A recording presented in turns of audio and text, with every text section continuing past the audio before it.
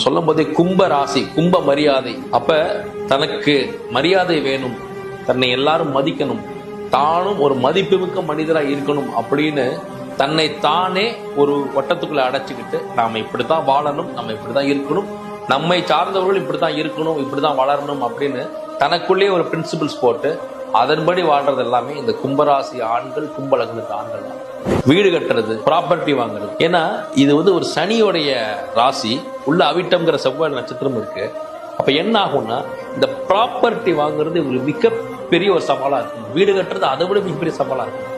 வீடு கட்டுறதுக்காக இவங்க பல தியாகங்களை பண்ணியிருப்பாங்க.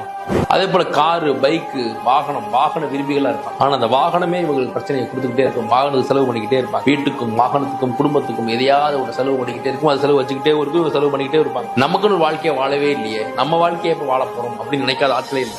பெரிய கடனை வாங்கிட்டு அந்த தொழில் செய்யறது, ஆனா லாபம் எடுக்க தெரியாம கடன் சொம்பையில மூழ்கிறது எல்லாமே இந்த கும்ப ராசி, கும்ப லக்ன ஆண்கள் தான். ஒரு நிறுவனத்துல வேலை பார்க்கறாங்கன்னா அந்த இடத்துல நாம தான் டாப்பா இருக்குன்னு சொல்லி எல்லாத்தையும் கத்துக்குவாங்க. கத்துக்கிட்டு அங்க பாண்டித்யம் பெற்று, அந்த கத்துக்கிட்டு பாண்டித்யம் பெற்றதே இவங்களுக்கு பிரச்சனையா மாறும். இவரோட மேலதிகாரியோட இவங்களுக்கு பிரச்சனையாகும்.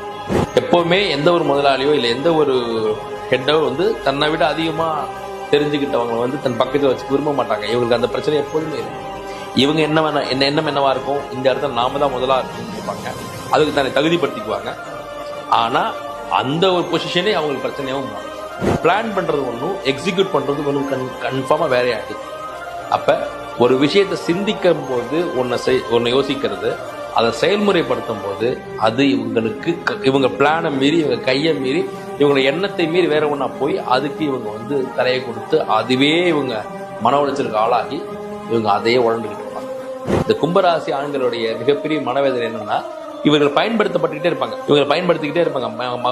பிள்ளையா இருந்தாலும், மனைவியா இருந்தாலும், தாய் தந்தையா இருந்தாலும், அண்ணன் தம்பியா இருந்தாலும் இவங்களை அப்படியே ஜூஸ் போட்டு உறிஞ்சி எடுக்கிற மாதிரி இவங்களை அத்தனை உழைப்பி உறிஞ்சி எடுத்துட்டு கடைசியில கருவேப்பிலை மாதிரி கசக்கி தூர எறியது எல்லாமே இந்த கும்ப ராசி, கும்பலகனத்து ஆண்களுடைய ஒரு சாபக்கேடு.